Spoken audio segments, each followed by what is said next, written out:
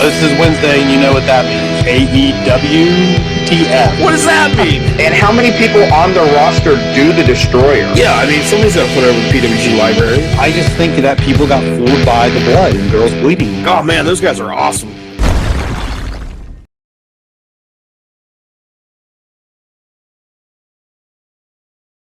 Hello, everyone, and welcome back to the episode of AEWTF for the March 17th episode of Wednesday Night Dynamite. Before I let anybody else speak, I have to make this joke because I've been planning it for the most of the day. So the show opened with the Horsemen. I'm sorry. Evolution. I'm sorry. Fortune. I'm sorry. Pinnacle. Then... So you worked on that. You worked on that all day, huh? It took me all day. Oh, wow. All day. Okay. I am impressed.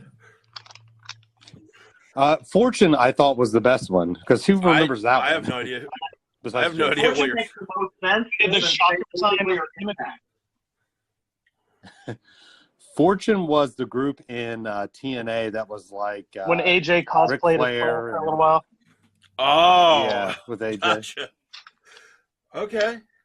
Well. Yeah, it was bad. Well, I know where you work, and I'm going to report you to your manager that you just spent all day coming up with a terrible joke. That's all right. That's so, fine. hey, this is the St. Patrick's Day edition of Dynamite. Oh, yeah. What they called it? Had some kind of gimmick name? St. Patrick's Day Slam. Oh, God. Is that what it was? God. Yeah, it was legitimately the name. I thought it was like St. Patrick's Day Massacre or something. I wrestled in many a bar show named that on St. Patrick's Day. So. Yeah, I wrestled in a bar that was named Shamrock, so like every fucking show. Me too. Yeah. Oh yeah. Yeah, I wrestled in that bar. Ugh. Was our locker room a back of a truck? No, that was the superstar locker room. Only the fucking top of the car got. Oh yeah, that was. So it was like we changed in the superstar locker room. It was like us and Virus and Unknown and Proctor and Wicked. How we're the top of the kind of promotion already, I don't know, but it's weird that Proctor's already got a mention on this podcast. That's the weird part, but... So as you can hear, Jason, you sound like you're far away, but you're here. I mean, Is this better? aren't the farthest one away. That's much I'm better. sorry, I was doing things. gross. So we're just gonna leave it at that. Your birthday's tomorrow, so That is true. and a happy 62nd birthday to Jason here next tomorrow. I sound good for a senior. Thank you. I sound passable for a senior. It's nice to hear from Jason because we lost him last episode. I thought Here's what happened. Yeah. You said, "Here's what I don't like about," and I said, "I don't care what he doesn't like," and I just hung up. Yeah. Well, yeah. This podcast is not for you. But so, Omega, what do you think of the Horseman group? Are we jumping to that? Yeah, they arrived. That was the second hour. So that was the opening. Yeah, but okay, we can wait till they actually do their promo. But we see them arrive. The Horsemen arrive. So Cody and Penta. So I have just one thing. Cody hates Triple H, but every week he becomes more Triple H. I think he hates Triple H because he wants to be him so badly. See, I think I love him the most. You can love someone, and I didn't even turn it into hate. So I thought it was a real dick move for Cody to make Arn use the normie entrance. He always does. That's the first time I've ever noticed.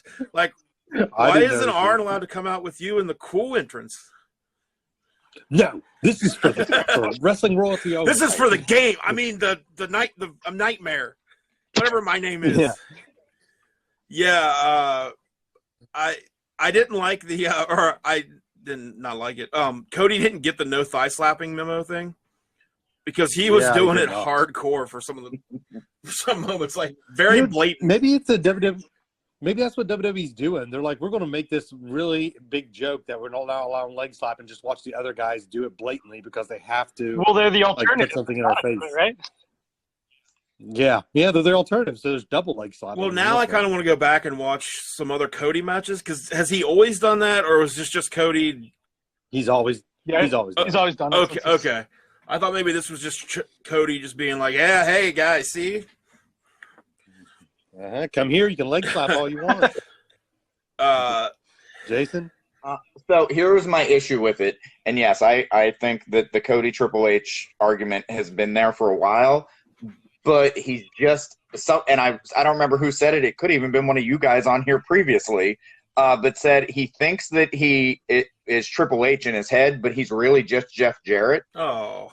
Like, Jesus. So the Jason's shooting. Okay, so we'll just direct this straight at Tim because Cash has a weird thing with where this could go. So if someone threatened your child, your unborn child, however that went in the random promo last week, wouldn't there be more emotion in the match tonight? Well, that's an AEW thing in general. Like, they lose the emotion a lot of times. There was no – well, and I had that note a few other times. There was no – the whole story is I'm going to break your arm so that you can go on early paternity leave. The fact that they're saying it now makes it more obvious when he does actually go on leave, if he does, since, as we did say, he only has to go to work one day a week. So whatever. But, yeah, I just felt like – the match itself was kind of lackluster because they both, I feel, could do better. And I think I know Omega gives a better cop killer, whatever it's called. And I had a question about that. So that wasn't in the match. I do better. That wasn't actually the cop killer. I think that was called a backslide powerbomb because of the way he released him. Yeah. And how many people on their roster do the Destroyer? Everybody. I get that it's not Petey Williams' move anymore, and maybe there's someone on this podcast that uses it a lot. Yeah, but it's Cash. But everybody, like, it's one of those moves that you're supposed to, whenever you see it, you're supposed to go, oh, wow. Yeah. It's just a DDT now. Yeah, it's an arm drag because people it's so easy to perform. Everybody learned that they can do it, so that's why everyone sprinkles it in because, oh, look what I can do. See, I did it 12 years ago, and people freaked out. I didn't even want it to be my finish. I had no plans. I just was doing it because PD was doing it, and I figured out it was easy to pull off because me and JD could do it real easy. So I did it, and then everyone made it be my finishing move. People started booking me and say, "Oh, do that front flip powerbomb." Like, so I didn't even. I'm like, well, I guess that's my finish now because everyone's making me do it. So, can we cut to after the match? So after the match, I didn't say yes, Penta, but I guess it's your birthday. Penta hits the hardest punches I have ever seen. on a down competitor. I am so glad that 5 people jumped out of the audience. Billy Gunn took his nice time, but we can't talk about that because QT Marshall took a little longer. But they had to rush in there and then everyone just do a standoff. Yeah, like there's too many beatdowns. So after Penta's in full on I'm just a video game character mode because all he does is spam his taunt until he gets his finisher. Yes. Yeah, and then so he's the bad guy, evil heel, threatening to kill or whatever it is, break his arm, and then he's like putting on silly hats in the crowd and making faces. I'm like, what? What are you? He's the new La Parka. Mm-hmm. Yeah, basically. Well, he can't be because there's someone else on this roster that is apparently the chairman. So. As far as the match goes, so yes, the vertebreaker sucked. The dive they did in the rail also sucked. I don't know why. Yeah, it did. If you're going to do the vertebreaker, do it. But if you don't think you can do it safely without hurting the guy, don't do it. Simple thing. You got to go for it. But so the finish they go for, Penta gets the arm breaker deal on Cody, and Cody gets like a flash roll up after. In theory, I don't hate that. But they executed it so poorly that it just can't. Yeah, he didn't have his leg over his arm and stuff. I saw that. Well, and after just doing, I get that everyone knows. All right, he's going to break Cody's arm. That's going to be the end. He's going to go out on leave, is what everyone's expecting. So they're like toying with your expectations, but at least put a little fucking effort into it. For it to end on that kind of pin, though, after he did just have the arm breaker on him, like it should have been. He should have been able to kick out. Based on the fact that Cody was selling the arm injury, so he couldn't just put his hands on him and hold him down. He lost his special, though, because he just used it. He didn't have any taunts left. Yeah. Oh, well, my bad. And he should have saved it for a kick out. But Cody, it would have made more sense. Like, if they would have thought about it extra hard, he would have used his legs, roll back, pulled him through, and then did a pin that way with like one arm, but using his legs. And like, Cody was able to do it without, the injured arm. Blah, Did blah, anyone blah. did anyone understand why Cody burned through every finisher he has and let Penta kick out of everything? No that idea. He did destroyer into springboard cutter into crossroads, and he still kicked out. That's one of my big notes here is that I didn't understand the structure of this match at all. It was just the babyface hitting all of his big finishers one after the other, and the heel being like valiant and kicking out and fighting. Like I didn't understand what we're doing. And especially since the after the match stuff went down the way it did, and Cody pretty much stopped selling the arm. I don't think this is them writing Cody off at all. Yeah. I hated the finish. Like you said, in theory it was good. I don't like. Why could you not just, as Penta goes to snap back, because like everybody knows what it looks like, as he goes to snap back, Cody just uses the momentum and rolls him up. Yeah, that's what I thought. So I knew the finish of this because I listened to a podcast and they said, and Cody ends up hitting all these moves and then wins with the roll up. So I knew it was coming, and that's exactly what I thought they were going to do when he was going for the arm. I was like, this will be good. And then it didn't happen. I was like, we'll probably do it the second time. So that's what I was actually waiting for, Kat. With the match ending the way it did, where does that go storyline wise? Are the two of them just done? I mean, or I guess because of the weak beatdown afterwards, that means they have to fight again? I guess. Because, I beat you with a roll-up.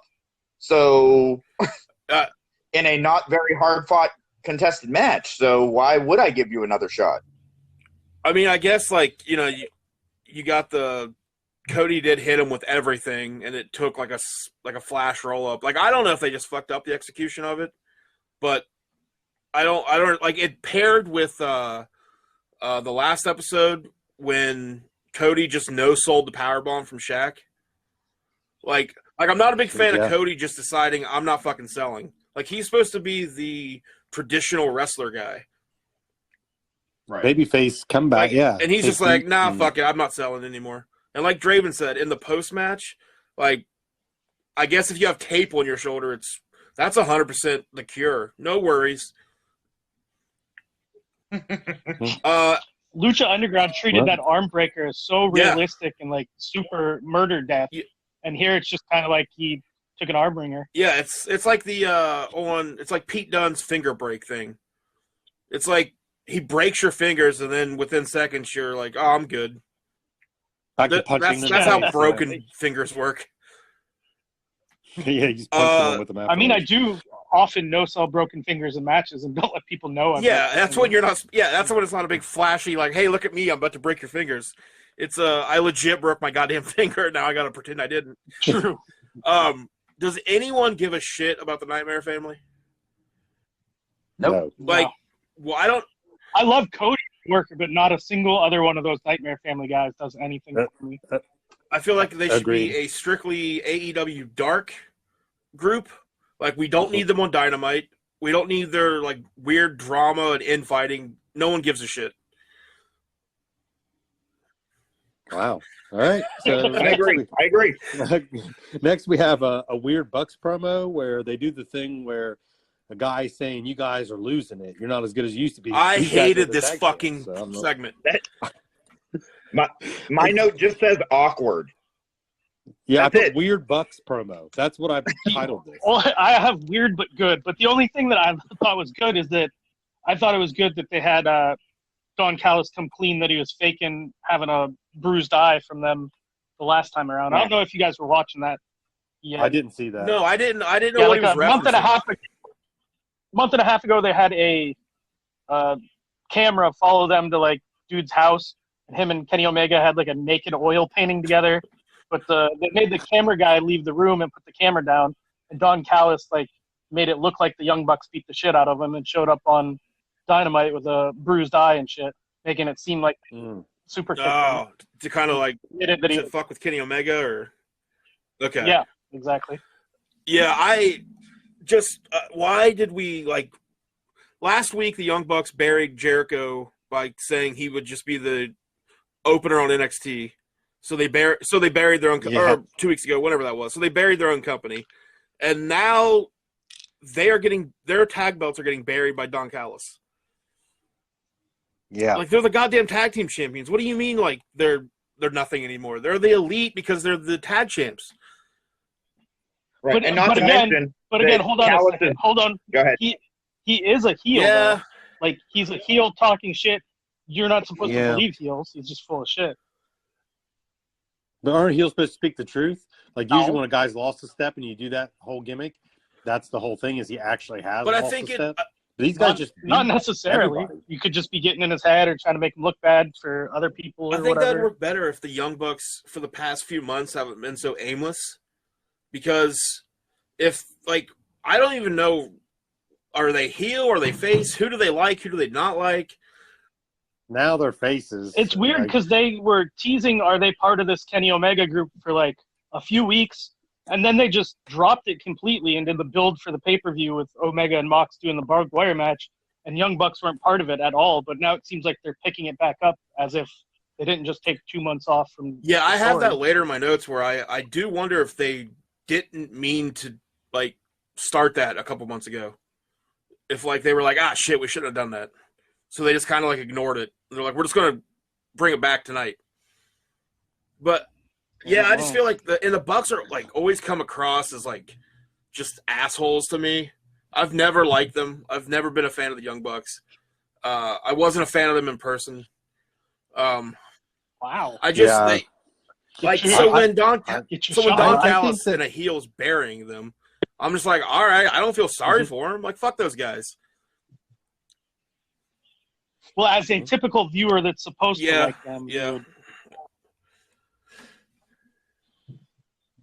All right, so Jade squash. Yeah, it was a fine squash match. She looks super impressive. She has a hell of an entrance and production for her video and lighting grid and all that stuff. Yeah, I mean, she's a natural character. I mean, she's effortless with that. And she's probably got the best body in women's wrestling. She's jacked. And, or just wrestling. Yeah. It's ridiculous. My only note, again, like you guys said, Matt was a good squash. It shows that she's powerful. But usually I appreciate getting the records, the win and loss, and those kind of fun facts. But to see that her opponent is 0-2 this year and it's her first time being on Dynamite in 490 days. Last week, your debut match, which they kept reminding us, was in the ring with Shaq and Cody, and now they're just telling us that they're giving you a jobber. Yeah, that's what jobbers are, though. I mean, which makes sense if that would have been that's how your first and second match should be. But since your first match was such a high-profile match, now for you to instantly just wait, are you making the argument that she has to every single match from here on out has to be with at least as big of a star as Shaquille O'Neal? Exactly. If she can't be in there with whoever their special guest is from whatever other TNT shows, I don't understand. What was? Is Rizzoli and Isles still out there? Get them in there with Jade. What was the story? I know this is kind of just backtracking big time to storylines that have already happened. But what was the story? I know that Brandy got is pregnant, so she couldn't do it. Was there any reason they picked? Velvet? Hey. Brandy had been her manager for 6 months, so she just made the most sense to slide into that spot. She's also a Nightmare fan. Oh, okay. Well, yeah. I mean, I like her. I like them. That makes sense then. She's being managed by them or whatever, part of their team, and put up a good fight. So. I don't know. I'm sure, she'll get squashed again by Jade. Or I'm sure Jade will go over. But I don't know. She's pretty impressive in the ring. Yeah, both of them are bad. So next we have the Pinnacle promo, so we can actually get into this. And I just want to say that MJF makes me moist in my loins. So there we go. I thought the Pinnacle name's a great name for a group. I like it too. The promo, my biggest opinion about it was just too much exposition. It was a lot. They just held your hand and walked you through the past. It's because it was so complicated. I mean, Yeah, it's just so many bits and pieces. If you were just, I was okay with it because if you just start watching Dynamite or just even in the last week or two, you actually I agree with you there, but I felt like they could have used that more to explain what built up to the unsanctioned lights out match. I thought some time could be taken away from this promo and given to that. But MJF just, man, he knocks out of the park with telling Y2J he needs to take more walks in the park by looking at him. He made the hairline joke and then his pecs separating joke. I mean, they were all just little like jabs, but they were I mean, everything that everybody said was really good. I just thought it was just we didn't need like quite the complete history lesson. Which I think pretty much everyone's going to agree with here. I thought everything about the promo was pretty amazing except for Sean Spears and the suit. It looked like he got off. Dude, he looks terrible. Like, yep, the fucking haircut's dumb. He just. How is Peyton Royce married to that? Yeah, he looks kind of like I don't know. He's like chubby but not chubby. Like in his face, he's got like a kind of like a fat face. Like I just fuck Sean Spears. You know what I mean? Like. Team Connor. Yeah, that's what I said. And again, he is the chairman. So that's La Parca. Jason, Pinnacle, what do you think? I like the name. When they showed the symbol later, when they're putting it on the door, I like the way that looked too. So that was all good. Yeah, MJF's just straight fire whenever he's on the mic. And even Tully leading into it was a good starting promo for, like before passing it off instead of it just being him talking. But I am glad that he didn't pass the mic to everybody. True. So that it was a lot better for him to speak on behalf of the other guys than him to be like, all right, now you tell him, Wardlow. All right, now you tell him. You tell him. I was actually like, he actually worked me for a minute when he was like I'm 24 years old. I'm only doing this for another 25 years. I was like, holy shit, he's right. He'll be doing this for like 20 more years at least. So that blew my mind as he said it. So next, we'll move on to Matt Hardy because I think his promo sucked in the little side video during his entrance. But I think it's just because I just watched that MJF promo. So that could have been the effect of that because it was just he was being over dramatic and MJF was being very real and angry. And then when he had him being like almost a character, it just came off a little bit cheesy. I think just because I just watched that one. Like, yeah, it was a little box to the side. How much they... he said, Private Party, they love money, and Butcher and the Blade, they like to make money. All right. Yeah. I do remember that. Okay, I did hear that. And so somehow that transfers them into all making money, just because they like to make money and they like to have money or whatever. I should do that. I could be in that. I could be in that group. My name's Cash. Heyo. Draven, Matt Hardy, his group. Again, like I don't think they make any sense together. Yeah, I forget how we talked to you. Dungeon of Doom. That's right. That's the only way to do it. But then Jurassic Express, I hate that little Marco. I just when they tossed him in the ring there. Yeah, it's unfortunate he didn't die. He almost died, and he needed to thank the Butcher for being in the right spot because that's who caught him. Because if it wasn't for him, twice in the span of like 30 seconds. Because I almost did too. Because he's Matt Hardy, I love Matt Hardy. I don't love him. I like Matt Hardy a lot. Hey, wait! I gotta tell us before I forget. Gave my baby cousin Matt Hardy's phone number because he's a big mark. I said, "You quit texting me back, so here you go. Help yourself." So I did that out there on a podcast, but hey. Yeah, I don't care. On my Instagram, I'm not doing anything this business. So how did Matt Hardy I know we said it last week, I think, but he needs to just start doing promos and quit working. Like when he had Marco Stunt, he had him like held up for a slam and then Jungle Boy jumped off and drop kicked Marco Stunt in the back. Like Marco Stunt weighs 25 pounds, and Matt Hardy somehow he turned because the force of the kick was too much for him, and he plants Marco Stunt face first into the mat. Well, maybe he did it on if purpose. he did, dick move. Hopefully. Maybe Tim texted him and said, "Hey, I hate this texted him fucking and Marco said, "Hey, Stunt." Well, yeah, if he did it I on hate purpose, this guy. dick move on his part, because it hurts like the dickens when you get like dropped face first into the mat and then just like that mat burn.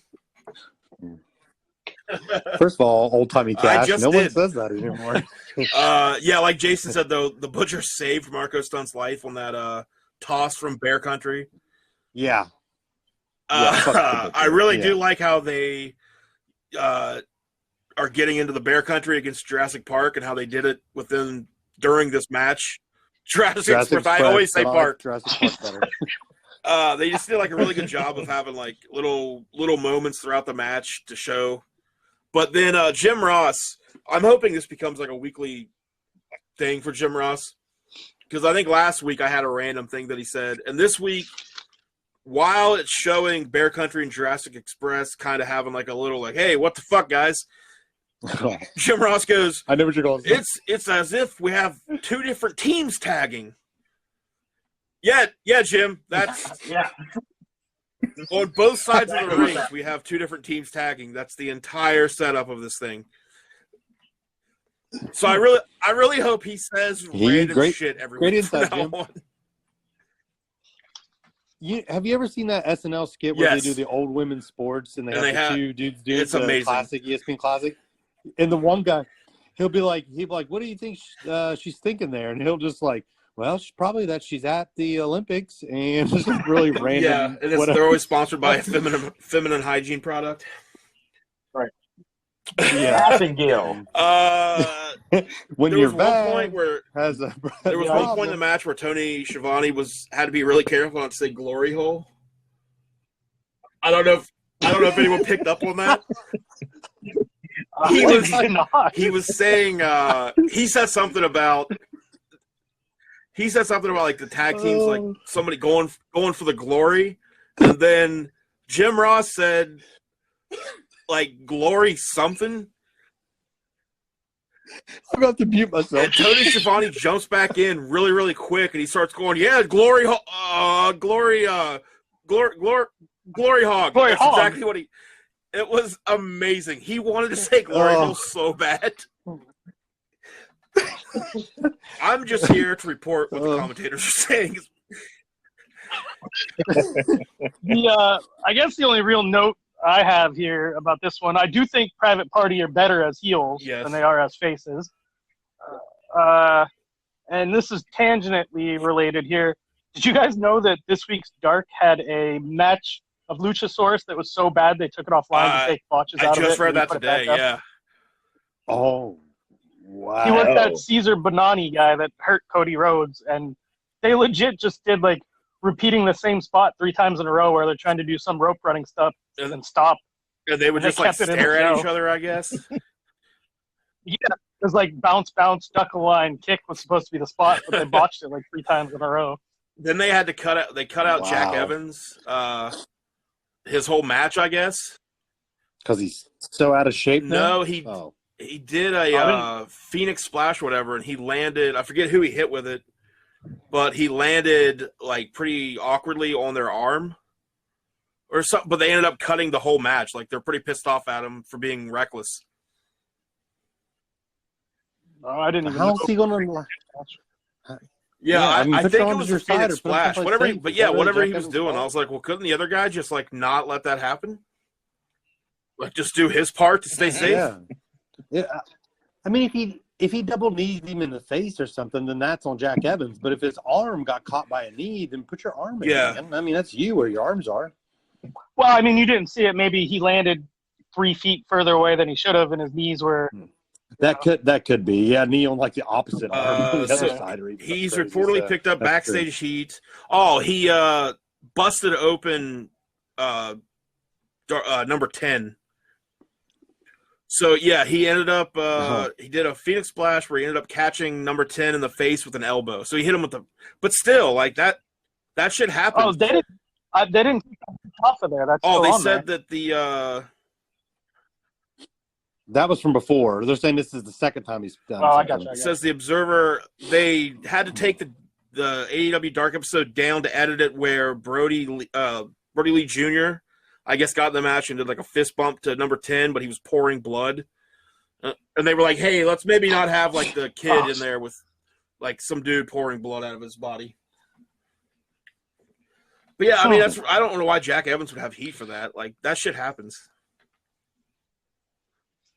Yeah, I'd have to see it. Yeah. It'd be pretty egregious. Like when Draven does a 450 to me, I don't expect like he's always hit it, but if he missed a little bit, that's pretty hard to aim, man. It's not you can't be exact. You can get within a foot. Every good wrestler can get within 6 inches a foot, but you can't be exact. So Draven, remember that when you worked him again?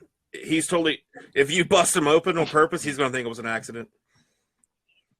It's always on purpose. Hey, was when you did the moonsault double stomp to me, was that the plan? It was, right? Yeah. Okay, but then you moonsault off of me. That was a bonus moonsault. Yes. Bonus moonsault. Yeah, okay. Or bonus. Or if you were hard, it was a boner moonsault. I just posted off your dick. That's how I didn't get hurt. I just put that up there. And...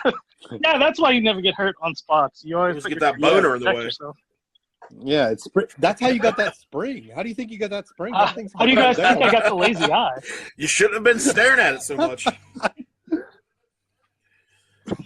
I told the story, Draven, at work the other day that where you picked me up in a suplex and then my dick came out while you're holding me up there. Yep.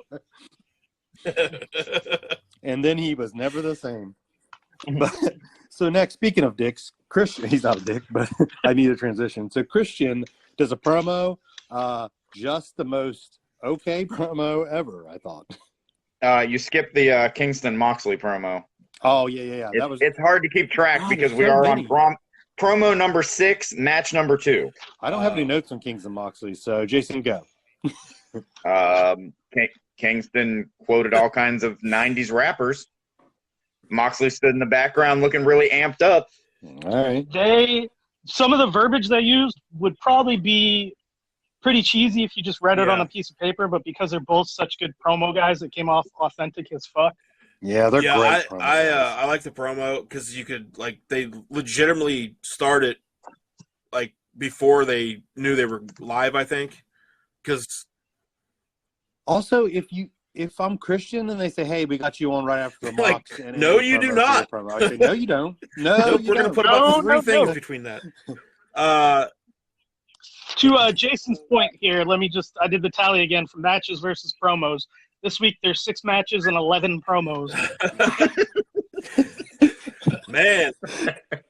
Now Jason's got to mute himself. Now, side question, since I haven't watched any episodes of Dark, are there any promos on Dark, or is it just straight matches, since it seems like there's 35 matches per episode? The original Dark show, they just go right through with matches, no promos, no angles really. But that Elevation show, they did sprinkle in a couple promos and one little angle with Kenny Omega. Okay. Here's a question for you, Draven. I don't watch Being the Elite, which made me mad at first because I'm like, they would do stuff on AEW, and I was like, I don't know what that is. And someone would be like, oh, I was going to be on Elite. I'm like, I don't want to watch YouTube to be able to keep up with the television show. But, so on Being the Elite, are they still all friends? Are they staying with the storyline? Is that still a thing, or what? Well, the Being the Elite show, I don't watch every week, but I do catch some of them. It's not really in character kayfabe stuff. It's us. It'd be like us backstage goofing off. But then weren't they using it to further storyline sometimes and stuff too, though? They do, but it's not like, oh my God, you're a heel, I'm a face, we hate each other. It's like they just are dudes hanging out backstage at a wrestling show. Oh, that's weird to me that they put out like a kayfabe breaking show, but every once in a while they'll involve some kayfabe. But all right. One of the big angles that led into All In is Hangman Adam Page killed Joey Ryan with a hotel phone. I saw that because they showed it on the pay-per-view, so I actually knew what was going on. But they were all like friends at the time, and it was like a big in-joke and stuff. So, yeah, I don't really know how to answer the question. So Christian's promo now, it was okay. Anybody got anything about Christian? I thought it was solid. It just didn't come off as well coming after fucking the two best. Yeah, I'm glad I didn't see that. I think there was a commercial before, and I fast forwarded, and I stopped when I saw Christian's face, and that's probably why I missed that first one. I was like, God, he's ugly. I just feel like I feel like they completely botched Christian's like showing up. He looking back on it now, like they should have never said anything about a big surprise. They already had an exploding barbed wire death match as the draw for the pay-per-view, so I don't know why they thought they needed the additional, like, we're going to have a huge announcement. But, like, it was just fell flat, I think. If they would have just had Christian show up randomly during something to get involved, like, without anybody expecting it, then I think it would have been pretty big. But now, like, his promo, I just didn't care. I was just like, yeah, you're Christian. Yeah. You've been around for a while. Okay, cool. It was structurally good. Yeah, I mean he knows how to talk. It was just I'm like, all right, cool. Christian's gonna do the thing he did. Like, he's gonna be Christian. Yeah, that's what I thought too. Just I don't know what else. I don't know. It's just boring. It's just like, God damn it, he's gonna be Christian here. Well, he like turns into like TNA Christian, where he's like, oh, I'm a main eventer here, but like then if you're back at WWE, he's kind of like, I'm Edge's buddy. So it's like, well, he was a main eventer there too. Yeah, he did hold the world title a couple times. Him and Orton had a good feud. That was it. You have more concussions than anyone, so you have no excuse. So then we had Mox and Eddie versus the Good Brothers. I don't care about the Good Brothers. This match was bad. I did not like it. I have one note about it, and it's not about any of the four wrestlers in the match. So the note I have is just to put over Bryce, because when Eddie Kingston hit the double down and he was teasing going for a tag in the wrong corner, Bryce got out of the corner to leave it unoccupied, so Eddie Kingston wouldn't look like an idiot crawling towards the ref in the corner. Which is such a small thing, but such a big thing. When Bryce you really also think about it. really nicely ducked a punch to knock someone off the apron that I was like, oh, they're going to hit Bryce. And he ducked so that they could hit the guy, and it was like very smooth. I am completely in disagreement with you, Tim. I love this match. Wow. I'm a mark for just your basic tag team match, and that's what this was. Here's my explanation of this. So I've done this personally myself, and I don't mean to, and it's hard to do. But so you wrestle in the main event, say you're Moxley. You wrestle in the main event over and over. You're the guy, and then they put you, and then you go to a different show, and they put you in a tag team just randomly with someone else and a babyface against two mid-card guys, and you have to pretend you care. So Mox was over-exaggerating, like jumping up and down when you just wrestled on a main event of a pay-per-view, an exploding barbed wire match, and now you're doing a tag against the Good Brothers.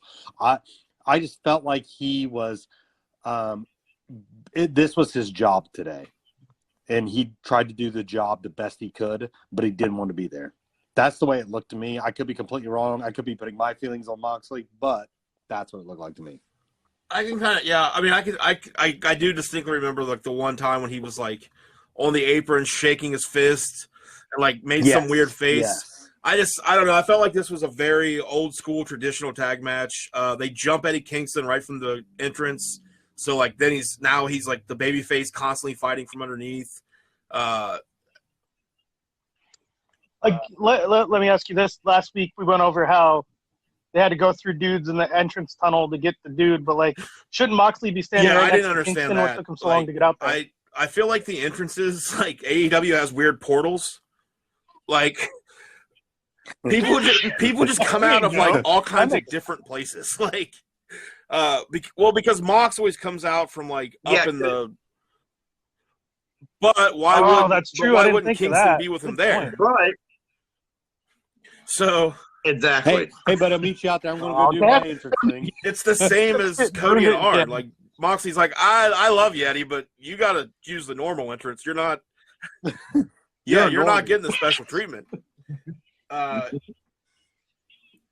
So they have a heel entrance, a face entrance, a Cody Tweener entrance, and a Moxley. And then Darby Allin, he sometimes has a I'm suddenly sitting in the upper deck entrance. Yeah. Upper Decker, right. Yeah. Upper Decker, gotcha. What was I going to say? Oh, yeah. So, but I can definitely see what you're saying, Tim. Like, I do think maybe Mox was like, maybe I think he might have been having fun with like doing like a old school match, and he just definitely wasn't taking it like because again, He was just in one of the biggest AEW matches ever, and it just seemed like what I would. One thing to consider though is a lot of the animated movements and stuff look silly because his backdrop is just a screen. If he had a full live crowd there and he was doing the same thing, it probably wouldn't come off. This match. There was 2 different times on the show, or maybe 3, but like this match, then something earlier made me just really hate that there's not fans. Like, I'm so sick of seeing the other workers at ringside. The main event definitely made me feel that way when we get there. And I think the Cody match, because when he came out, they definitely panned to the audience a lot, the audience in quotes, because I initially wrote down, why is everyone wearing a green Cody Rhodes shirt? And then when they showed the workers the second time, I saw that some of them were just wearing green AEW shirts. But like, again, why are they leading chants? I mean, I guess you got to have something out there. I just can't wait for fans. No. The show, it was so bad when nobody did anything. Like the first few weeks of the pandemic, they had guys standing out there but not reacting as if they were fans. And the ambiance, it was like some dudes so wandered into like watch. a wrestling show.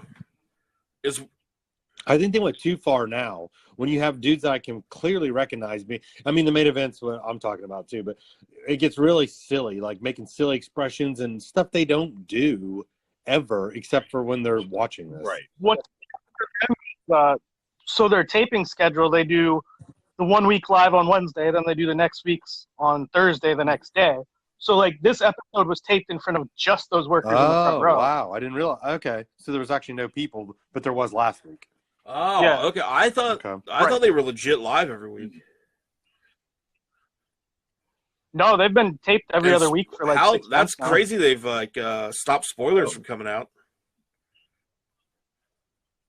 Yeah, there was one time a spoiler came out, and it was a guy that had just recently been released from NXT, Tino Sabatelli, and then they banned him from ever coming back, and he signed back with NXT. It was wow. Well, my notes for the Good Brothers match was I appreciated them wearing their hats during the entire initial attack on Eddie, because anyone that's that committed to wearing hats is my kind of people. Wow. That was my big note. The Magic Killer on the outside wasn't good. Was very not good. And then unfortunately that was what they had to sell because it was a big move on the outside. Like, but it wasn't. Other than that though, I'm like Cash. I love me a good tag match with actual tag workers where there's plenty of combination moves. We had one. And they were giving us that, which is something that that the Good Brothers hadn't been doing, at least when they were at the Fed. I'm kind of in the middle here. I love a good tag match with regular tag teams doing tag moves, but Mox and Kingston really aren't a regular tag team doing tag moves. I didn't like it. I like the tag matches. I just don't see this as one of them at all. Well, I mean, you're clearly wrong, and I'm right, so... I was going to say, also want to know, does anyone want this feud? I mean, I don't want this you guys Well, so leading out of this, since you have to watch 3 different companies in order to understand any storylines, so the Good Brothers just lost the Impact belts to Finn Juice. Yeah, now what was that? You're going to have to explain who they are to those two. Oh. Finn Juice. Mm-hmm. That'd be David Finley and Hoover. David Finley. And Duke Robinson. Okay.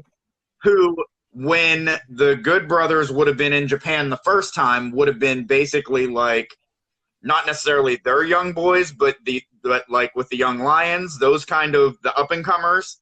So for them to beat them at the Impact and take the belts back to New Japan is a big thing for New Japan, because New Japan's all screw you guys for leaving our company and going to America. I think you're booking your own storylines there, pal. Yeah. Yeah. You got to read into everything. That's Finjuice came also announced because of the pandemic. Finjuice came over to America to stay until they're done with their Impact run. Those belts aren't going back to Japan. I don't think New Japan would even put Impact if titles there are on any their smart shows. than Inception will Jason? put Impact titles on the shows. You never can tell. There's such deep heat over the way Okada was used in TNA that that's the reason why they voluntarily quit their Access TV deal, and TNA's parent company bought the channel. Well, now I forgot. Also read Jason's wrestling fanfic at Jason's wrestlingfanfic.com. I'm going to it. Exactly. Trust me, my booking could be better than the real thing. Fanfic. So they, but .com. Right. So they've already booked the rematch between the two teams for the belts in Impact, though. So I'm sure they're going to drop the belts back to them. Right, but you said that you've got to watch 3 promotions to know what's going on in AEW, but that's not really true because none of that has anything to do with AEW. Well, the Good Brothers are there, and Don Callis represents them also, and he was telling the Young Bucks they're terrible, but yet they're tag champs, and his boys just lost their tag belts, so that makes him look even sillier. Right, because he's a heel that's supposed to. I don't know if that checks out. Listen, I'm staring at a blank page here and just rambling. Did you guys believe every heel growing up was always telling the I don't want to say yes because like I've said some mean things in promos against you. So IRS is really a tax man that was really going after people and shit. Right, right. So IRS was a tax guy, and he had the Repo Man work for him, and he would go and get his stuff for him. No, this all tracks. And you're right.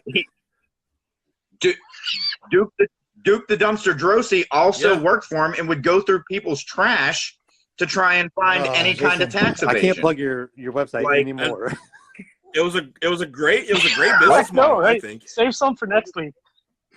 All right, so let's move on from that. So Kenny came out and they did that whole thing. Well, I forgot that part, but I think Kenny is cheesy as hell and silly and over animated. Great worker when the match starts. I love the stuff he does, but I do not like any of his character work hardly. Yeah, I tend to agree, but this is the same way he was in New Japan. So this is what the Japanese crowd kind of likes over-exaggerated things if you watch Japanese workers, and he just keeps doing it. He needs to adjust his style and tone down the hand motions and the crazy head movements and the funny eyes and all that. I think those are just his eyes, buddy. No, he can't help it. He's got those wild eyes. Yeah, change it. I will. I get that they need, I understand why this didn't happen is because Jon Moxley needed the chair at the end, but I did think it was funny that the Young Bucks come out to stop, Moxley from getting his neck broke with a chair, but then they don't ever try to get rid of the chair to Or fuck Eddie Kingston because they're we don't. Yeah, they just I can understand the Eddie Kingston thing a little bit more because he has been a shitbag the entire time he's been there until. Yeah, but I just thought again, I completely understand Moxley needed the chair, but it's humorous if this was real that the Young Bucks come out, but then they don't ever actually move the chair, and at any point Kenny or the Good Brothers could have just stomped on it. And we all know if you don't too sweet someone when they put the too sweet up, that's an act of war. Yeah, we all know that. That's a hate crime. I think it's a hate crime. I have to look it up. I usually specialize in my house, but this was where though I did wonder if they kind of realized that they started to do something with the Young Bucks and the Bullet Club a while back, and then you can't say it. Yo, New Japan, $57, and then Draven said they just were they put it on the back burner so they could build up to the pay-per-view. But I just thought it was weird. They kind of just replayed the same thing, but this time the Young Bucks didn't do it. In hindsight, thinking about it now, maybe they put it on the back burner because it would have been too muddy with Jericho also beating the shit out of their dad. And they wanted to go with that. Yeah, I think they realized after they did it, they were we still got a little bit of ways to go before we should have got here. So another Sting interview by Tony Schiavone, because that's what we do. Interview segment that went downhill real quick. Darby Allin came out. Then out comes Jake and Archer. And so are they going to cuss or not? Because Jake calls him a weenie, but then calls him a dumb son of a bitch. I think that's all Jake Roberts. I think. I don't think that was any sort of AEW directive. Yeah. don't understand psychology. Yeah. He's just starting And out low maybe to and Jake going up. Roberts calling somebody a weenie is like, calling them a son of a bitch bastard. Maybe. So, and then Team Taz came out, and that was a mess. Brian Cage loves Sting, but they don't, and they didn't know this. They've been hanging out 10 days since this, and at no point did Brian Cage mention that he thought Sting did a good job to any of them. So that's weird. Well, once he got out there and he saw him again, he was like, fuck, man, you are cool. That soul patch you rock is awesome. I like that they had Darby give the Dark Order an open challenge in honor of Brody. I thought they were chanting Cody, and I was like, this is offensive. I was like, oh, wait, no, that's Brody. I thought that was a cool way to do. It is weird that Darby's like, I've only defended the title 3 times. That's a joke. Yeah. Like, yeah, it kind of is. Why are you fucking bringing our attention to it? Right. This company doesn't have a book for shit. What? War Darby. Back off. I liked the Brian Cage, like, being a fanboy of Sting all of a sudden. I just thought it was funny. Too. Like, I mean, it was... Yeah, I don't think it was meant to be, but I did too. And then like everyone else getting upset about it, I was like, this is hilarious. Yeah, like I wish Brian Cage had been like, dude, I'll still go beat up people with you. I just kind of think Sting's awesome. That's all. Like, like I really don't want it to lead into like a big Team Taz breakup. I just really want them to have the promos where Brian Cage is like, dudes, back off. Like, did you not remember Surfer Sting? Oh, I'm sorry. I thought this was America where you love Sting. maybe Cage bleaches his hair and starts doing Surfer Sting. Yeah, this was just like a. So also, they use Sting promos to set up, like every week they use a Sting promo to set up like 6 different storylines. So did you guys know that Brian Cage is? This time they doubled the trope though by having him get interrupted twice in the same 3 promo. Darby, his own partner, interrupting him, kind of taking the mic. So Yeah, this will blow true. your guys' minds. Between all of us and Brian Cage, who's the second oldest? Jason, we know you're the oldest. It's Brian. I was Cage. going to say the way you. I mean, it had to be Brian Cage, or it wouldn't have been a question. Yeah, Brian Cage would have been real 37 dumb if years it was old. like it was you, Cash, and I was like, oh, okay. Brian Cage, he's the youngest, so. But yeah, he's 37 years old. He does not look 37 at all. Well. Hold a picture of me up right next to him from like 5 years ago. Same guy. What are you talking about? What happened to your lats, man? Oh, the last 5 years have been really rough. But I'm saying, find a picture from 5 years ago. That one that we photoshopped. So, Omega, anything else about this promo? Yeah, yeah. Just messy. I just kind of don't know. Are they building to an Archer versus Sting match, or is this all to build to an Archer versus Darby match? Archer versus Darby would probably I think it's going to be a tag. I don't know if Jake him versus Archer Sting would be as Sting, good. and we'll get to see Sting and Jake just square off just a little bit and not really do anything. I don't think that's gonna. I don't think that's gonna work. I don't want to see it. I just think that's what I don't want to see might that. get to. And Jason, you can how's find that on Jason's Wrestling Fanfic. I mean, I assume you're gonna have Archer versus Sting, and Archer like theatrical type match. Archer does something to put Sting, like, to hurt him, and that leads to Archer and Darby. Yeah, I guess that's more. No, I mean, again, they need to spin the wheel, make the deal, and get that coal miner's glove. I've said it for weeks now. As probably the only one on this podcast that's ever had to work a Yeah, coal miner's you glove have match. to be. Please, I no. mean, there's not been many ever. So, who'd you work? I don't remember. It was me and a guy named Ravage versus Did you a have tag 2 team named gloves or Real 1? Smooth. No, that's disappointing. Just one. Now, did you guys have to? Just one. I was the replacement in that match because Did you Wicked go over? no-showed the show. Now, did you have to spin a wheel to get into it, or? Did you get to use the glove, or was it the other dudes? There's only one glove. Our team got it, but I think it was Ravage that got it and popped the guy. Well, and I since did you guys some ran, flippy on him to win you the were tag a belts. replacement. It makes sense for him to get the glove, as he's actually in the story. But all right, well, let's that's review the end other of, old matches we've had. That's the new podcast. Yeah, let's bring up Draven's stuff and shoot on him. Scorpio did a At least match you've ever been in, Jason. in fanfic, because that's going to get real weird.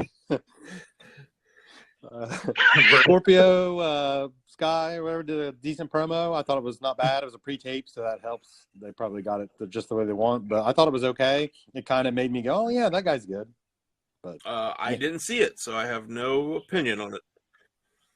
no, anybody see it? Anybody? I thought it was there. Right. I'm Yeah, tired of being a good guy. I'm going to be a bad guy. Well, he walked down the It was heel ramp literally last show, so I seconds or mean, less. or he walked That's back through the clearly. heel entrance. So yeah, I mean, we didn't need the promo. I want to start my promo. If I want to start my promo with, as you can see, I walk out. I'm in the bad guy, and then just walk off. I can just walk off. I walk the. What about your hole? We worked in 2 Always Sunny jokes. So anyway, next. I'm watching it. Mid-pod, just turn on that. We'll do that. so Ray Phoenix versus Angelico. Angelico is not very good. I thought the match was bad. Are you talking about wrestling? Yeah, that's great. Their Their lockup. I want everyone, just as homework, to go watch that lockup again and then throw up in your mouth like I did if you missed it. But to be fair to them, they're doing a specific style of match. They're doing lucha submission. They're doing a specific style called bad. You still can lock up for real. That's not how they do it in Mexico. Have you ever seen a lucha libre match there? And they look terrible. They don't bump, they roll. They don't lock up, they just touch. Just touch middles, yeah. Oh God, you can. But anyway, I like Ray Phoenix's finish. I don't think he needs to hit a knee strike first. Yeah, it's a dick move. Yeah, I have the same thing too. I have that exact same note. Why does he do that little knee? Is he testing to make sure their head isn't too far down to where it's going to land between his legs and actually hit the mat? Maybe. Yeah, he learned that knee from his brother's punching abilities. Also, that was Bam Bam Bigelow's finish, well, right? not quite as Yeah. It wasn't quite as Greens from Asbury Park. Neck breaky. His was more theatrical versus Phoenix. I think Draven's right, though. I do think that knee is to make sure that that's his way of being yep, they're where I need them. I hope so, because if not, there's no fucking reason for it. It's just exactly right. Yeah, I'm about to drop you on your head and break your neck. First, though, boop. It's the back chop of powder. Maybe. Maybe it's a doggo thing. This was the first Ray Phoenix match that I didn't like. I didn't dislike it. I just didn't care. I thought it was very filler. I wish it was more fast paced. I don't know if Angelico. I mean, does he works a pretty fast, flippy pace sometimes, doesn't he? No, he's usually the slowed down submission guy, and Jack Evans is the high spot guy. But it just came to my head here. What was the purpose of this match? They're trying to get Pac and Phoenix over as a great team and the number one contenders and all that. Why is he working a single? I guess. I wondered that same thing watching it. I was just if these dudes are the next in line to get the tag title shots, why are they not working tag matches? They always try, and I get why I would too. I would do the exact same thing. They always work Ray Phoenix into a match because he does ridiculous stuff. So that's why they have to work in a Sting interview with Tony Schiavone and a Ray Phoenix match. They have to. What? I like the back handspring cutter, and even though Angelico might not have sold anything else, he sold that. My note says like Zach Vincent. Hey, the way his head hit, because he just completely jackknifed it. He was straight up and down when he got hit with it. The sell was good, but that was my only note for the entire match. The rest of it was just that. Little known fact: Zach Vincent's neck is made of Twizzlers. Next time you see him, I'm biting on his act. He's like, "Why's my neck?" Omega told me it tastes like Twizzlers. Then we got a Miro promo. So Miro's done with this angle. I'm more done with it. So I do really love "fuck you" and your whole family, Miro. Though, I don't give a shit about you. I don't give a fuck about your wife. I don't give a fuck about your family. I will bury you all. I'll kill your kids. Yeah, I'm a pretty big fan of that. Like, so I'm glad to see that this is hopefully leading into something bigger for him soon. Yeah, he mentioned the world title, so that's good. That's a good sign. Anybody? Mega? What do you think? Oh God. Did Jason die? Mega? Jason? No. What do you think? That wasn't me. I like he basically was the Brian Cage in this, where it was listen, we can still be buddies, but I don't care about what you're saying right now. Like, he's like, it's okay, we're still friends. We don't need to be on the same page. Daily, honestly. I don't care about anything you're saying. But my friend, I guess. Just keep right on saying it, though. Yeah, I do. Yeah. I think I'm making. I think Draven got sidetracked by slide whistle practice. Well, it is 8:36. We should have known. Slide whistle time. So next we have an awful Dark Order. Oh, okay. I didn't have anything between the. I was like, "Are you about to say anything?" And I was like, "What happened next?" Like, we're going to disagree strongly about this. I don't remember the Dark Order. Y'all. Okay. Then wait. Why do I have no notes about any of this? I think I accidentally deleted my notes. There's a slide whistle again. I know. I can tell you why I had none.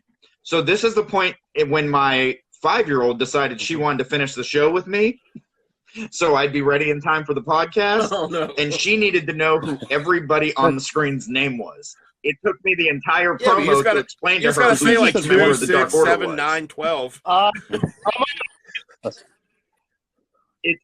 It's a good thing, but at least she didn't want backstories on why they were named what they were named, or anything. And then she really freaked out when -1 showed up, and she's like, "Who's that kid?" Like, he's their leader, I guess. Draven, I don't know anymore. Oh God. Yeah, this was useless. Like, I get it was the open challenge, but they didn't need to put 20 seconds of them talking about it. Agreed. Just put the damn graphic. All right, up. Cash, I know we're going to disagree because you kind of foreshadowed. So the main event, it got a lot of buzz. I heard about it. I try not to hear too much, but I kept hearing the buzz about it or whatever. So I was prepared for something great.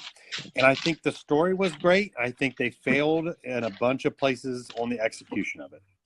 It was still good. Man, you were going to fucking hate my take on this. You got anyone in between? Yeah, what do you guys go first? Challenge accepted. I'm with Cash on this one. I don't know what you're talking about, man. I knew you guys were going to go down as one of the most. Subtract the blood, no blood at all. Is that match still great? Because I don't think so. I think it's good. It's not so I wouldn't rate it. But you can't subtract the blood. That's like. But I'm saying the blood made everyone think. Blood made it think it was better than it was. That Death Valley driver onto the ladder sucked. Yeah, that's the point of blood. Have you ever played before? Sucked. Me and you hit a better one. Do you remember ours? Onto the ladder bridge, way better. We're not main eventing AEW. The DDT on the chair looked like garbage. It didn't even move the chair or do anything to it. The other stuff was sloppy. The ladder in the corner spot where the dropkick thing was sloppy as hell. So there was and again, the story was. Yeah, the story was you great. Are fired up. I just think that people got fooled by the blood and girls bleeding for the first time. This is my second favorite AEW match. Jason? I actually lean a little bit more towards Tim on this one. I do think, I in my note, the DDT on the chair, there was just certain things that it was one of those. I thought the match started really slow, and then once the blood came to begin with, then it seemed like the match was picking up. I mean, the powerbomb. And it made great visuals, but still, I don't know. It still just felt to me like it was missing something, and it was in the. They weren't. I thought you were going to say Christian. It was missing Christian. The power bomb on the he is tax the was a workhorse. great bump. So I mean, there was a bunch of good parts to it, but there's a bunch of things I think that would pretty much be botches, close to botches.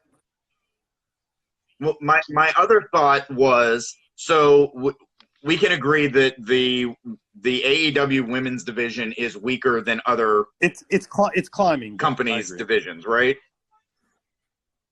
I don't. You got to be more specific. What are we talking here? Because Raw and SmackDown have shitty women's divisions right now. Okay, so just in and of itself, though, there isn't a lot of great workers WWE in women that are division. doing shitty things, but like Charlotte Flair is better than every woman they have there. Okay, so okay, if those two are your best, maybe in-ring people, then did they need the gimmick match? I guess I think that's what threw me off. Like, if they didn't, could they have just had the match without them doing all that and then left the blood in that to a Nyla Rose match? What you just said pertains to every gimmick match in the history of wrestling. These two have been in a 6-month-long feud that escalated months and months and months. See, I'm on the other end of that. They don't I need love gimmicks. The story, and I think so the gimmick gimmick was perfect for this. So my thing in wrestling, and everyone, like even Ron Mathis makes a shoot about this. He's like, yeah, if you're trained by Vance Desmond, your character work will suck, but you'll be crisp as hell.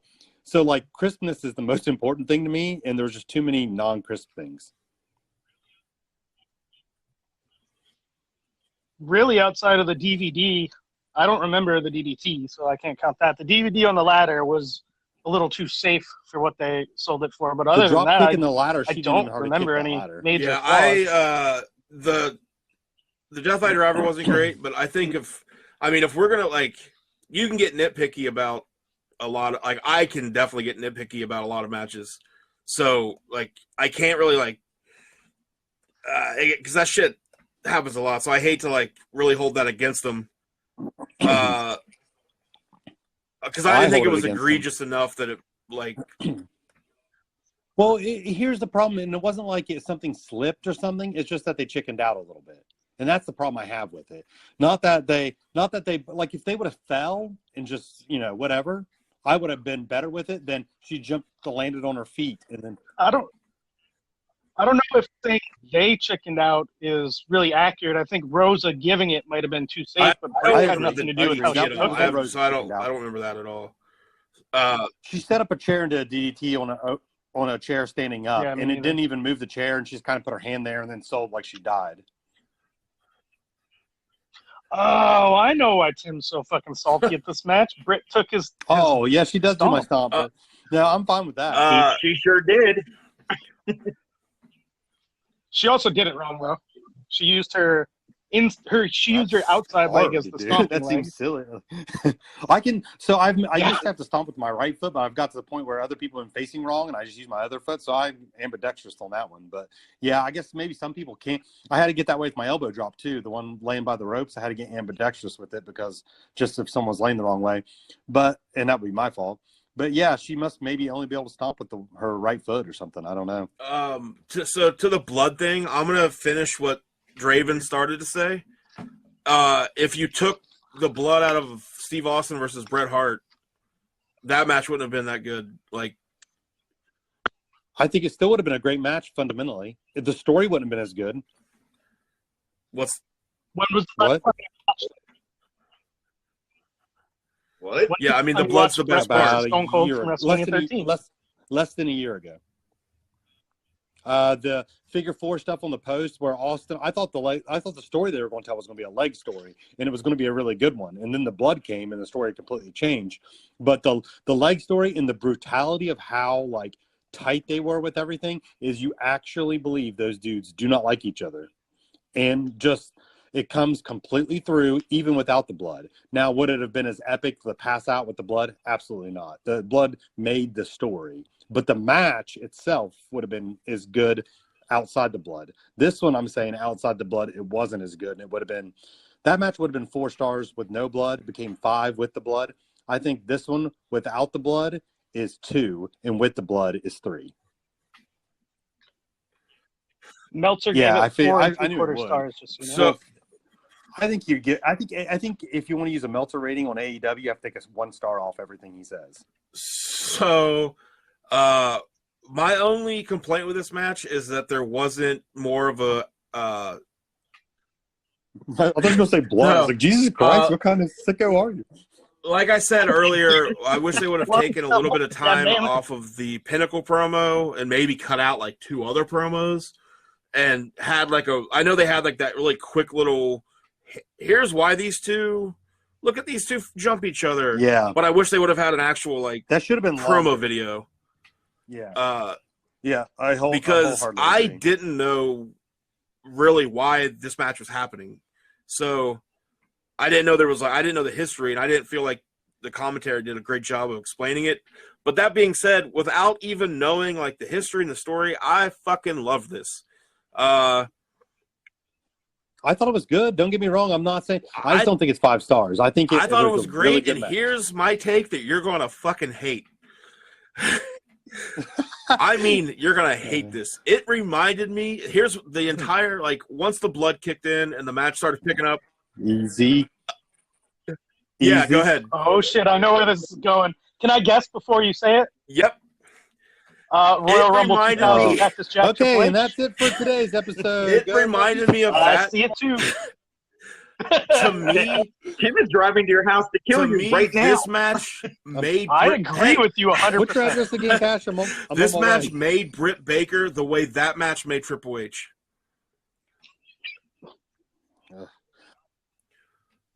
Yeah.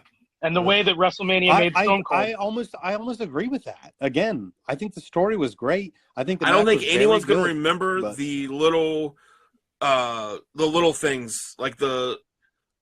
No one's going to remember that. So like like it's hard to even hold that against the match. I think because no one's going to care. Let's put it this way: there's never been a match in the United States, as far as I know, that had the women bleeding. There's never been a match in the United States where the women went into thumbtacks. I don't think. If Cody and Penta had this exact same thing, will we feel the same? We'd be talking about how much better their match was than it but like ended up being earlier in the show. If they had done the not burning hammer, but the DVD onto the ladder that way, just like we saw them do it, and did that bad chair spot and the lame drop kick in the corner, we wouldn't have let them off. See, I don't think the drop kick in the corner was lame, so we disagree there. But if they only had one spot, I didn't think the ladder. I didn't think the drop kick in the ladder was that. I mean, it looked as good as I've seen it hit by a lot of other people in wrestling, like in WWE too. I don't think it ever looks that great unless you're willing to let your face sit there and take it full force. I don't even think that you should do it. So it just looked normal to me. I don't remember the chair DDT, so I can't say anything about that. I mean, the Deathfly Driver was the only spot that I remember from the match that I was just like, that could have went better. Yeah. I mean, the powerbomb into the tax was great. Her sell the finish was great. She was like amazing off the apron. Her submission being reversed into the tax. I thought she was going to try and hook the submission on. Me too. I bet she suggested it, but if you guys noticed, all the crazy fucking bumps was Britt. Like Rosa didn't really take anything that crazy. So she might have vetoed. I mean, this is me being a chauvinist, so I'll go ahead and say that. But imagine being like Adam Cole and watching your girlfriend like bleed like that on TV, and it's never been done. Like, are you scared for her? Are you happy for her? He tweeted out she was a badass. She is a badass. I mean, that was a. He probably had the same look on his face that she had at the one NXT pay-per-view. That would have been a great payback. Someone needs to edit that into there, like him selling and put it in there, be like, oh, there we go. Yeah, so I don't know. I love the match. I thought. Like Tim was about to say, I cut him off. That finisher through the table looked fucking now that sick I love. too. What? So I actually the only thing, again, I wish they would have just like kind of did like a big promo package for this because. I don't know who Rebel is. I don't know what she's doing. Like, what's her purpose? Like, I don't know what her role in this whole storyline is. Like, I know she's Britt's friend. Okay. I just wish, I think if you're going to advertise your unsanctioned lights out, first time ever on Dynamite, and here's the 2 women in the main event. Like, I can't believe they didn't go all out on a video for it. Yeah, and the commentators didn't help either. I think someone said that commentators didn't really help us enough. If you hadn't been watching and seen all this, yeah, stuff, I mean, I actually missed the little video they played before when I first watched it, where they showed these 2 attacking each other. So I didn't even know that part until I went back and watched it today. So like the whole match, I was just like, so why are these 2 doing this? Like, I love it, but I feel like there's probably a really good story here for it to come to this. And the commentators were just kind of like, this is the first time ever. Like, they just kind of kept saying that a lot. And yeah, so that was my only complaint about the whole match, was just AEW's production. At least there's no basketball. I think it's crazy that AEW had a match this good on a taped show, and they were restrained enough to not really like it's go even all more out pushing it on social media and like, give away. I can't believe it stayed so quiet. They stuck to their. Also, so as workers, Jason included, how hard is it to do a match like that just in front of like the boys? That'd be hard to do all that stuff in front of the boys. Yeah, I would think it'd be. Yeah, I couldn't do it. Only like 20 people in the front row, and they're all wrestlers, and their reactions are not legitimate. Yeah, all and you're faking gigging and bumping on ladders and stuff. Like, I mean, you'd really have to get the backyard wrestling mentality back, because like, I mean, I did death or just your. Well, these girls I did death matches. These girls work. I never lost it. I'll say they were working indies just like, Britt longest like a year ago or whatever. But I mean, what's her name? Thunder Rosa was like, me and Jason saw her at the Mania thing. She worked the penis party match. So she was working in front of small crowds just here recently. A funny sentence. Well, she's not even she's not contracted to AEW. She's an NWA contracted person. Right. So. All right, so okay, so we all like the main. It's just we're a little bit split on how good it was. So, and I am willing to go back and watch it again because as I had told you guys before we started the podcast, there definitely was drama going on in my household. So as I said during the Dark Order promo, my 5-year-old decided to watch with me, and I was like, "Oh, sweet, you can watch. It's going to be women fighting, and she loves wrestling." So I was like, it's going to be the women in the main event, and I thought it was going to be a good teaching moment. I was like, she's a doctor and a wrestler, so don't let anyone ever tell you can't do anything. And that was all great. And then the match started, and there were lots of questions, and there was lots of crying going on next to me about whether or not these women were going to live. So that also probably that's easy. That's easy for you to answer. They're definitely both going to die one day. I was like, I don't know, honey. I'm pretty sure they're going to be okay. We'll have to watch next week's to make sure that they're okay. She's like, I can't watch this again. So I'm sure that also skewed my just normal sitting and watching the match. So I will definitely go back and watch it again after hearing what everyone has to say. AEW, so I never showed Julie anything in wrestling because she doesn't care. But I thought the gig job that Britt had done was ridiculous. Like one of the points when she doesn't have blood everywhere, I paused it and I said, "Julie, come here." And she came in. I was like, "Look at this. This is American wrestling, women's wrestling in America now," and showed her or whatever. And she's like, "Oh yeah, I saw that on social media." So the fact that she saw how bloody, yeah. Wow, so I mean, she's friends with like some of my wrestler friends, but still, the fact that she already knew about it is kind of saying something about AEW getting attention with this, So. Right. Who knew that when Britt was coming up to the ring every time they're saying DMD is good for you spent all day writing that. Wow. All fucking day. And that's a perfect way to end. So the Deathmaster Dentist lost, but looked like a star. Looked like Triple H. Austin lost. And... all right, and that's it for this episode. Oh, yeah, ratings. Oh, no, let's go first. I'm sticking with the same as I gave last week's, actually. A 55. Oh, wow. The main event and the Good Brothers tag made it for me. Oh, that Good Brothers tag. I was honestly the first half of the show. I could have done. I really didn't care about. But then like the last half delivered pretty big for me, I thought. Draven? Wow. I Wow. have it at a 71. The Pinnacle promo, the women's match, I really dug the Mox and the Kingston promo and the Christian promo. I mean, that main event. Jason, you got to go forever, because mine's going to be too much of a shock value. So you go. Oh, okay. I have a 44. Again, I like the women's the main event. I don't know. It just didn't resonate with me all the way through. And other than that, yeah, the promos were more highlights than the other matches. If it wasn't for a few tag moves that we actually got to see during the Good Brothers match, I wouldn't have cared about that one either. But yeah, the promos, MJF gets 20 Yeah, I mean, of that 44, MJF is I a think, big just part himself. MJF's a big. Don't let him know that. So, well, I mean, that's he gets 22, so he's getting half of what my score was just for mine would have been mic way work lower without the himself. MJF thing too. So, I think that was the best thing on the show. Close second was the main event. Yeah, I know it's. Ouch. Yeah, he's freaking out. But I say 36. Wow.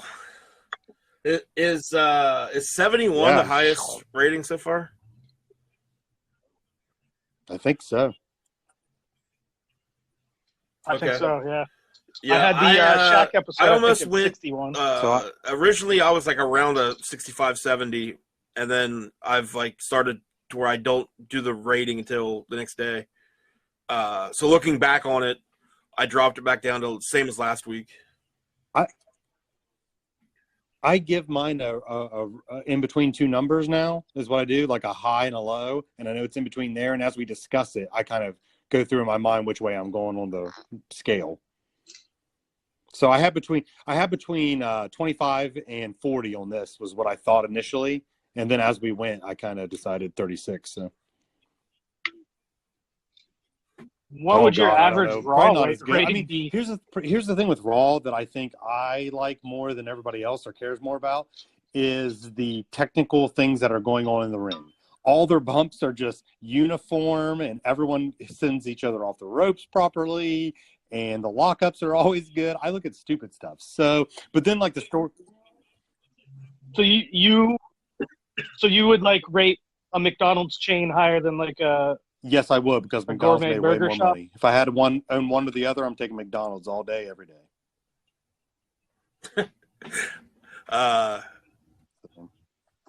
And I hate McDonald's. Ask Cash. That's my only. Yeah. Well, damn it! Yeah, there goes our like money for McDonald's. To eat. Yeah, because when we go to lunch, I go. I'm finding it kind of hard to. Like, I'm having to change the way I watch wrestling since I have to, like, do a rating for this. Because like, I'm so programmed to think one way because of WWE. But I do, like, we talk about how many promos there are on this show compared to wrestling. But I do appreciate the fact that, like, I'd say 90% of the promos and the little things they're doing are always leading to something. And like Raw has a shitload of promos sometimes and not enough wrestling, but a lot of their stuff never really goes anywhere and it never plays back in. Yeah, so I really, when I first watch AEW and I'm watching it, I'm like, this is so many damn promos. But then once I start to think about what those promos said, I'm like, oh well shit, that sets up like 3 shows. So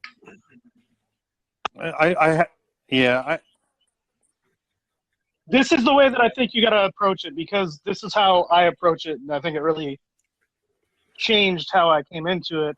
So AEW is a wrestling promotion. WWE is just content. They don't give a shit about. Yeah, Tim was saying that now that they're with Peacock, it's even more so. Like, why would they? They don't care at all now. Yeah, we had that conversation. You don't have to. You don't have to draw. You don't have to do anything. You got guaranteed money. So, you want to put out.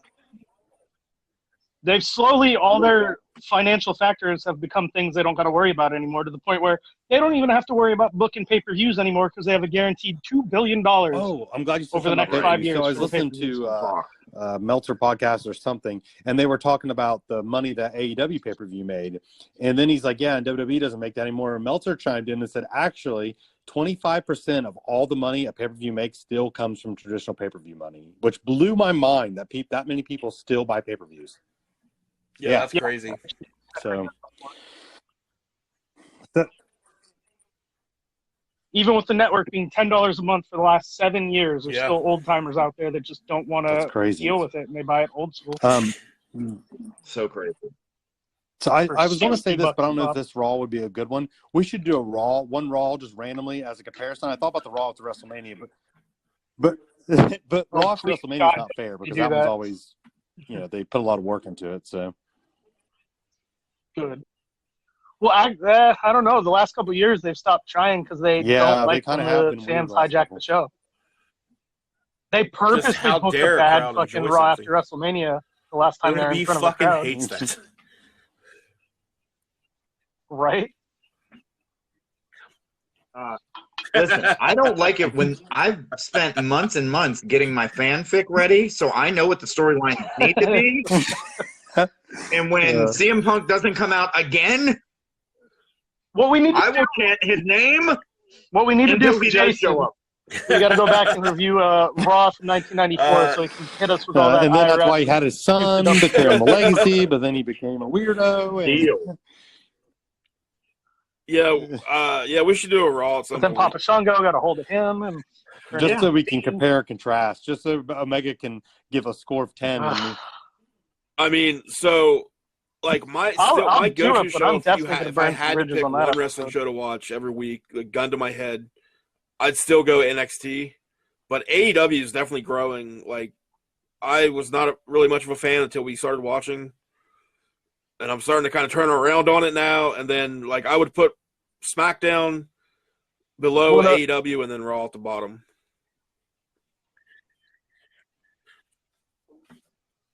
I know. You won't have to decide here in a couple weeks because they're moving to Tuesdays for NXT. Ah, man, I don't think I have the time for But that. then when are you going to watch Impact? That's a good joke, Jason. You had to have worked on that all day. Awkward. What? So on the Busted Open podcast this week, they Impact is having their pay-per-view the first night of Mania. And so Tommy Dreamer is one of the hosts, and they were like, "Oh, so you're coming for WWE?" And he just kept laughing. He was like, "No, we are not. They're moving." He's like, and if anyone wants to say that now they're moving to Tuesdays because there's going to be a war on Tuesdays, he's like, that is not even close to true. He's like, I'm not even going to say that we're trying to go to war with them. He's like, it took us a year to get the venue. We booked this long before we ever knew that they were even going to do 2 nights, let alone that would be probably Mania weekend, but we didn't think they were going to do 2 nights. How many do you guys give them that pay-per-view to buy? 18. I say they get 17 buys. We're going to Price is Right rules if it goes over then. So I told Cash this story today, and he didn't know, but Tommy Dreamer told her on Busted Open. So Impact wanted to get CM Punk, right? So they asked Tommy Dreamer to reach out to him. And they told Tommy Dreamer, we'll give him $1 million for 4 matches, right? Well, Tommy Dreamer texted Punk and said, hey, I got a deal for you for a match. Yeah, I got a deal for you. I know mistake number 1 already. Impact for $1 million, right? And then Punk said no. But then when Tommy went back, he said no to the match for $1 million. They're like, no, that's for 4 matches. He's like, oh, and Impact's like, thank God he said no because we're not going to give him $1 million for 1 match. We can't do it. So. Right. I don't know why these people keep making the same mistake. Punk flipped the fuck out and was very mad at AEW for texting him an offer instead of calling him. He said, if you're that makes sense. serious about business, do not text me, call me. Do $1 million business over text so if he messaging. Texted, that's obviously. If you're looking to get hired at my place of business and you text me about a job, or if I was texting someone to see if they wanted a job, I wouldn't take them serious, and I am not paying $1 million. Just in case you guys thought that was a punchline and you thought you were going to come work for me. For Punk, If you yeah. could Punk, would you pay him $1 million? Yep. No. He's worth it. You make the money back. For one match? They wouldn't. Well, I don't think Impact Impact would get a would. residual. You got Punk, Goldberg, I think they would get a residual the bump because I Ultimate think the Warrior, and you ain't pay-per-view getting $1 alone million. would get them over $1 million to pay for him, and I think that they would gain maybe Who that is the Who hard in the part. world Kenny So, Omega put probably. against them that would draw? Let Just steal AEW go and do AEW. that then. Yeah. But that Yeah. Yeah. Oh, I remember Yeah, last you week were when right. I I thought didn't even about- consider that Moose I was thought in That's about the first thing I unification thought of match. when I saw the results. He didn't. So. Yeah. I was Here. like, wow, I didn't It's like, know yeah, he was make it like come to me. that. Like, who that much of a who gives a shit? All right. Well, now we're in Impact, so that means it's time Yeah. for the podcast. Right. So, So, That's just Tune in to Jason. no. Impact TF. Yeah, that's also No. Yes. The only Yeah. way we Yeah. I am Yeah, get a real lot money of from it. these Be paid to watch podcasts to Impact. do them. Or get paid. yeah. I would rather cover your fanfic in a podcast. So, and we will see you guys on the next one. It'll be out Saturday morning, if not Friday night. So thank you guys, and we will see you next later. time.